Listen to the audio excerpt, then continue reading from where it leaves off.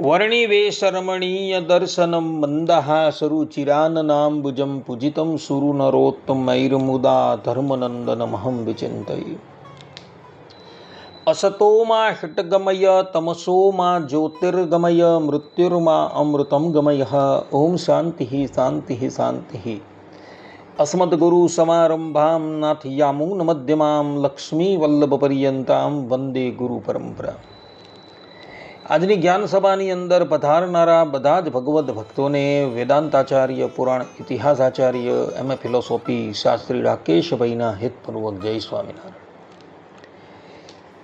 ભક્તો, આજની આ જ્ઞાન સભાની અંદર આપણે બધા સ્ત્રીઓએ જનોઈ રહિત દ્વિજે તથા ચતુર્થ વર્ણના લોકોએ ઓમકારનું ઉચ્ચારણ ન કરવું, આ વિષય પર થોડી વાત શ્રવણ કરશું તો બધા જ શ્રોતાગણો એકાગ્ર મને કરીને આ પ્રવચન શ્રવણ કરે. પ્રવચન કરતા અગાઉ હું એ વાતની સ્પષ્ટતા કરી દઉં છું કે આ પ્રવચનની અંદર હું જે પણ કંઈક કહીશ એ શાસ્ત્ર પ્રમાણે જ કહીશ. શાસ્ત્રોમાં જે પણ કંઈક લખાયેલું છે તે જ હું તમને કહીશ. માટે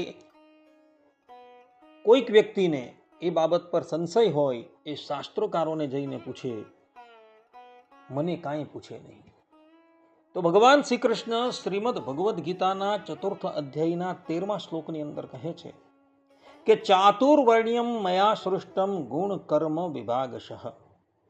અર્થાત કે ભૌતિક પ્રકૃતિના 3 ગુણો તથા તેમની સાથે સંકળાયેલા કર્મ અનુસાર માનવ સમાજના 4 વર્ણોની રચના મેં કરેલી છે. આ પ્રમાણે ભગવાન શ્રી કૃષ્ણ અહીં સ્પષ્ટ રૂપે કહે છે કે સમાજમાં અત્યારે જે વર્ણાશ્રમ દેખાય છે એ વર્ણાશ્રમનો વિભાગ મેં સ્વયં કરેલો છે. મનુષ્યના ગુણ તથા કર્મને લઈને અમે એ વર્ણાશ્રમનો વિભાગ કરેલો છે.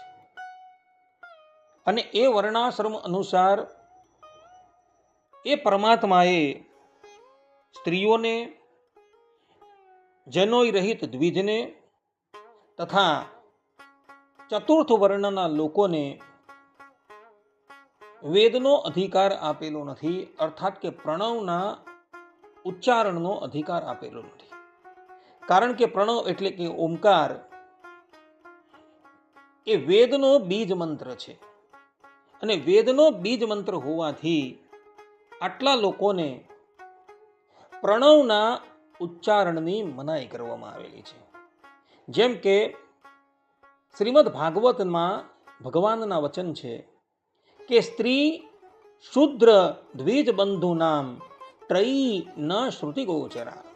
અર્થાત કે સ્ત્રીઓ, ચતુર્થ વર્ણના લોકો અને જનોઈ રહિત દ્વિજને વેદ સાંભળવાનો, ભણવાનો અધિકાર છે જ નહીં.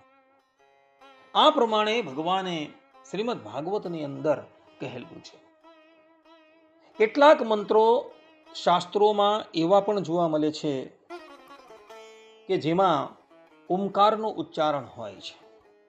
જેમ કે ઓમ નમો ભગવતે વાસુદેવાય તથા ઓમ નમઃ શિવાય, ઓમ નમો નારાયણાય. આવા મંત્રોમાં ઓમકારનું ઉચ્ચારણ જોવા મળે છે. આ ઉપરાંત હનુમાનજી મહારાજનું મંત્ર છે ઓમ નમો હનુમતે ભયભંજનાય સુખમ કુરુમ ફટ સ્વાહા. આની અંદર પણ ઓમકારનું ઉચ્ચારણ છે. તો આ ઓમકારનું ઉચ્ચારણ જે મંત્રની અંદર આવતું હોય એ મંત્રનું ઉચ્ચારણ સ્ત્રીઓએ યજ્ઞોપવિત રહિત એટલે કે જનોઈ રહિત દ્વિજે તથા ચતુર્થ વર્ણના લોકોએ ક્યારેય પણ કરવું જોઈએ નહીં. એનું કારણ એ કે ઓમકાર એ બીજ મંત્ર છે. અર્થાત કે વેદની ઉત્પત્તિનો બીજ મંત્ર છે. અને એટલે માટે એ ઓમકારનું ઉચ્ચારણ આટલા લોકોએ કરવાનું નથી. કોઈ વ્યક્તિ એમ કહે કે ભાઈ ભલે અમે ઓમકાર સહિત આ મંત્રનું ઉચ્ચારણ ન કરીએ, પરંતુ અમારે આ મંત્રોનું ઉચ્ચારણ કરવું હોય તો શું કરવું? તો શાસ્ત્રોકારોએ એનો પણ ઉપાય બતાવેલો છે. ઓમ નમો ભગવતે વાસુદેવાય. આ જે મંત્ર છે એમાં ઓમના સ્થાન પર શ્રી અથવા તો રીમ આ બીજ મંત્ર લગાવી શ્રી નમો ભગવતે વાસુદેવાય આ પ્રમાણે મંત્રનું ઉચ્ચારણ કરવાનું છે. આ પ્રમાણેના મંત્રનું ઉચ્ચારણ કરવાથી પણ એ મંત્ર પૂર્ણ કરાશે. તે જ પ્રમાણે શિવ પુરાણની અંદર કહેલું છે કે ઓમ નમઃ શિવાય આ મંત્રનું ઉચ્ચારણ સ્ત્રીઓ છે, જૈનો રહિત દ્વિજ છે, પતિત દ્વિજ છે તથા ચતુર્થ વર્ણના મનુષ્યએ ઓમકાર સહિતના ઓમ નમઃ શિવાય મંત્રનું ઉચ્ચારણ ન કરવું, પરંતુ એઓએ શિવાય નમઃ આ પ્રમાણેના મંત્રનું ઉચ્ચારણ કરવું. શિવાય નમઃ આ પ્રમાણેના મંત્રનું ઉચ્ચારણ કરવાથી પણ એને એ જ ફલની પ્રાપ્તિ થશે જે ફલ ઓમ નમઃ શિવાય આ પ્રમાણેના મંત્રનું ઉચ્ચારણ કરવાથી થાય છે. તે જ પ્રમાણે ઓમ નમો હનુમતે ભયભંજનાય શુભમ કુરુમ ફટ સ્વાહા આ મંત્રમાં પણ ઓમકાર આવે છે.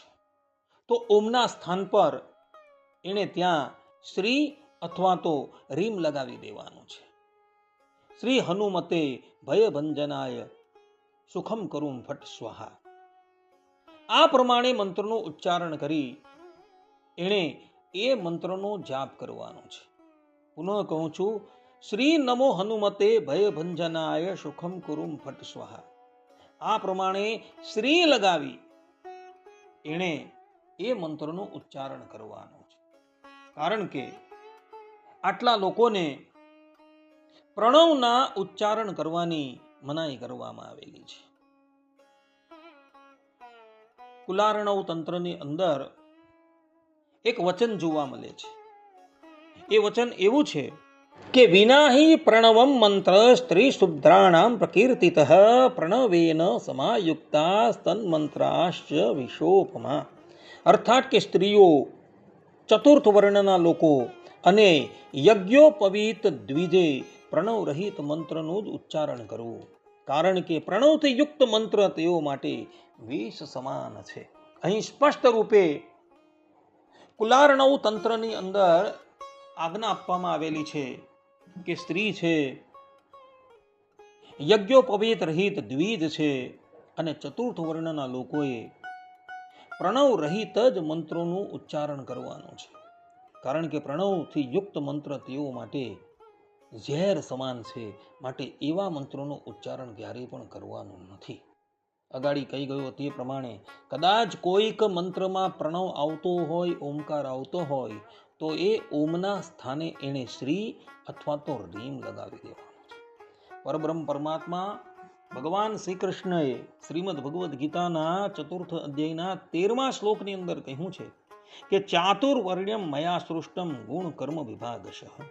અર્થાત કે ભૌતિક પ્રકૃતિના 3 ગુણો તથા તેમની સાથે સંકળાયેલા કર્મ અનુસાર માનવ સમાજના 4 વર્ણોની રચના અમે કરી છે. તો ભગવાને આપણે આપણા કર્મ અનુસાર જે વર્ણમાં જન્મ આપેલો છે એ વર્ણના ધર્મ આપણે અચૂક પાલન કરવાના છે. પરબ્રહ્મ પરમાત્માએ જે પ્રમાણે કહ્યું છે તે જ પ્રમાણે આપણે કરવાનું છે. પરંતુ બીજાના ધર્મનું આચરણ નથી કરવાનું. પરધર્મો ભયાવહ એવું ભગવાન ગીતાની અંદર કહે છે. માટે બીજાનો ધર્મ ભલે સારો હોય છતાં પણ એ ધર્મનું પાલન આપણે નથી કરવાનું. જેને માટે શાસ્ત્રોકારોએ, પરમાત્માએ આપણે મનાઈ કરેલી છે એ કાર્ય આપણે ક્યારેય પણ કરવાનું નથી. એમાં જ આપણું હિત છે. તો બધા જ લોકો આ વાત જે છે એ આત્મસાત કરી રાખે. અને સ્ત્રીઓ છે, ચતુર્થ વર્ણના લોકો છે અને બ્રાહ્મણ, ક્ષત્રિય અને વૈશ્ય આ 3 વર્ણમાં જેણે યજ્ઞોપવીત નથી લીધું તે લોકોએ પ્રણવ સહિત કોઈ પણ મંત્રનું ઉચ્ચારણ ન કરવું. અને જે મંત્રમાં આદિમાં, મધ્યમાં કે અંતમાં જો પ્રણવ આવતો હોય તો એ પ્રણવના સ્થાન પર સ્ત્રીનું ઉચ્ચારણ કરી દેવું અથવા તો રીમનું ઉચ્ચારણ કરી દેવું, પરંતુ પ્રણવનું ઉચ્ચારણ ક્યારેય પણ કરવું જોઈએ નહીં, એ સિદ્ધાંત વાત છે. આટલું કહીને હું મારા પ્રવચનને અહીં વિરામ આપું છું. સર્વે સંતુ નિરામયઃ, સર્વે સુખીનો ભવંતુ, સર્વભદ્રાણિ પશ્યન્તુ, મા કશ્ચિત દુઃખભાગ ભવેત. વધારે કંઈક કહેવાયું હોય તો ક્ષમા કરજો. આટલું કહીને હું મારા પ્રવચનને અહીં વિરામ આપું.